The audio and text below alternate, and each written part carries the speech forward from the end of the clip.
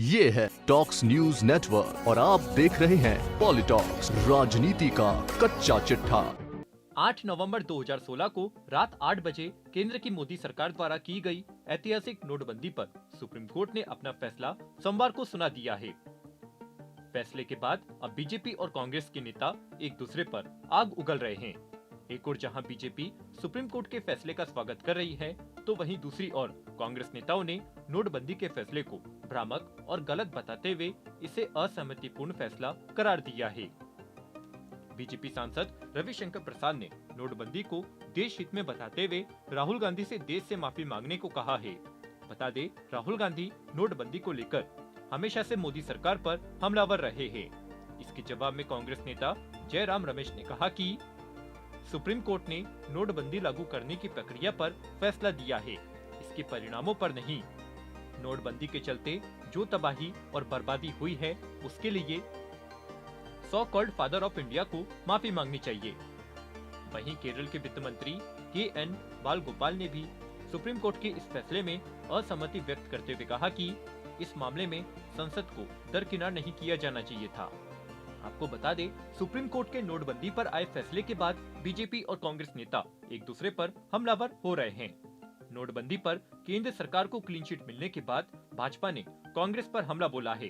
BJP सांसद रविशंकर प्रसाद ने कहा कि आज सुप्रीम कोर्ट के फैसले से कांग्रेस के सारे आरोप निराधार साबित हुए हैं।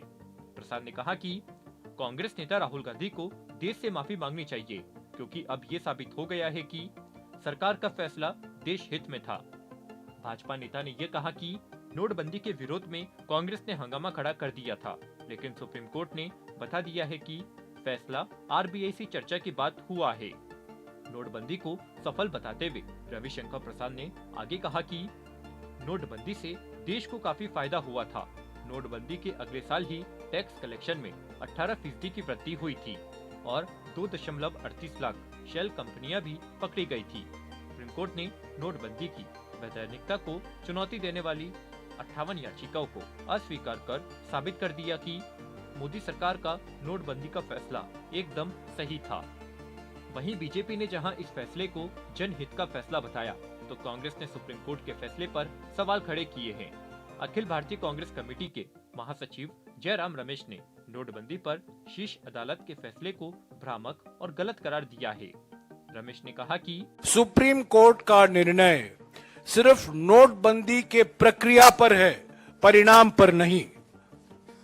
अगर माफी मांगनी है किसी को, प्रधानमंत्री को मांगनी है, क्योंकि 8 नवंबर 2016 को जो उन्होंने तुगलकी निर्णय लिया, लाखों एमएसएमई का विनाश हुआ, इनफॉर्मल सेक्टर का विनाश हुआ, लाखों परिवारों की रोजगार गई और हमारे अर्थव्यवस्था पर जो नकारात्मक असर हुआ, आज भी हम भुगत रहे हैं।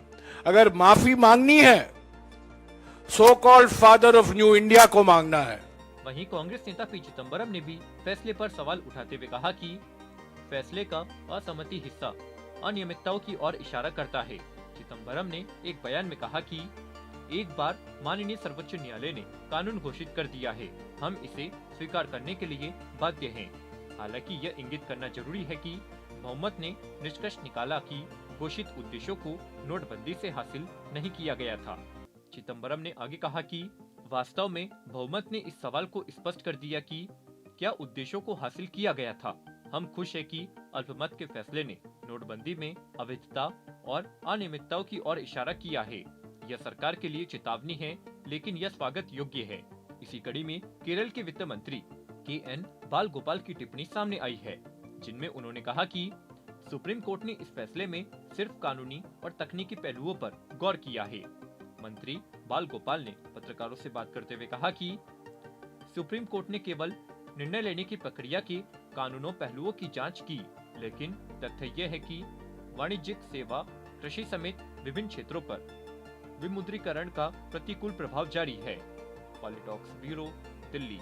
ये है टॉक्स न्यूज नेटवर्क और आप देख रहे हैं पॉलिटॉक्स, राजनीति का कच्चा चिट्ठा।